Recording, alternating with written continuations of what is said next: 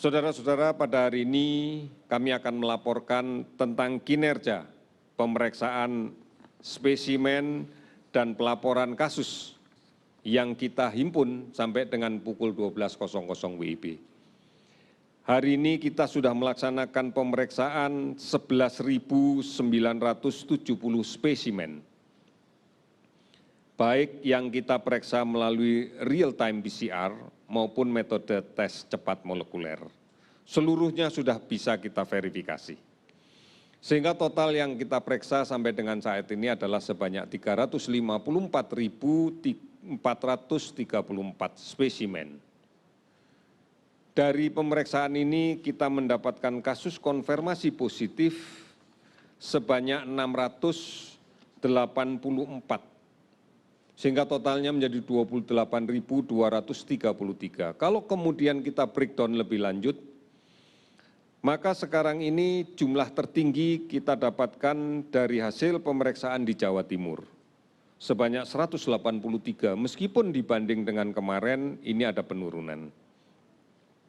Kemudian DKI 82 kasus dibanding dengan kemarin meningkat, Banten 71 kasus dibanding dengan kemarin juga meningkat, Kalimantan Selatan 64 kasus ini juga meningkat dibanding kemarin, Papua 39 kasus ini menurun dibanding kemarin. Saudara-saudara, kalau kemudian kita bandingkan dengan yang sembuh, 471 orang dilaporkan sembuh hari ini sehingga totalnya menjadi 8.406.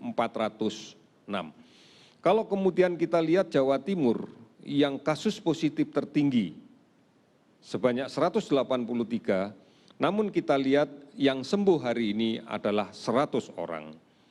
Kemudian DKI meningkat 82 orang positif baru, tetapi jumlah pasien sembuh hari ini adalah 187 orang. Kemudian Papua kita lihat bahwa kemarin cukup tinggi dan sekarang masih 39 positif. Kalau kita lihat laporan kasus sembuh adalah sebanyak 78 orang. Sehingga total dari keseluruhan pasien sembuh adalah 8.406 orang. Meninggal 35 orang sehingga total menjadi 1.698 orang. 418 kabupaten kota telah terdampak. Kami masih melakukan pemantauan di 48.153 orang dan pasien dalam pemantauan 13.285 orang. Saudara-saudara, sekali lagi, mari komitmen kita, sebagian besar masyarakat kita sudah memahami ini, sudah menjalankan dengan baik. Oleh karena itu, tugas kita sekarang untuk saling mengingatkan keluarga kita, saling mengingatkan tetangga kita agar mematuhi protokol kesehatan yang telah ditetapkan oleh pemerintah. Dengan cara seperti ini, maka kita bisa bersinergi, bergandeng tangan untuk bersama-sama menghadapi COVID-19 ini. Kita tidak mungkin kemudian hanya berdiam diri. Kita harus produktif, tetapi juga aman dari COVID-19. Oleh karena itu, gugus tugas pusat tentunya nanti akan menjadi pendamping bagi daerah untuk mengaplikasikan bagaimana tatanan hidup yang baru atau apapun istilah yang nanti akan kita sebutkan. Siapa yang akan mengawali dulu tentunya adalah berdasarkan masukan-masukan kajian epidemiologi, kajian ketersediaan fasilitas kesehatan, dan kajian-kajian surveillance termasuk yang lainnya. Untuk kemudian pemerintah daerah secara mufakat memutuskannya.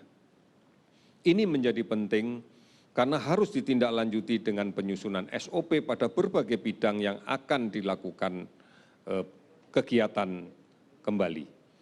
Dan kemudian harus dilakukan sosialisasi dan edukasi kepada masyarakat yang terkait dengan bidang itu. Serta dilakukan simulasi-simulasi agar bisa dilihat tentang kesiapan masyarakat. Dan apabila ini diyakini semuanya bisa dilakukan, maka pasti akan dilakukan.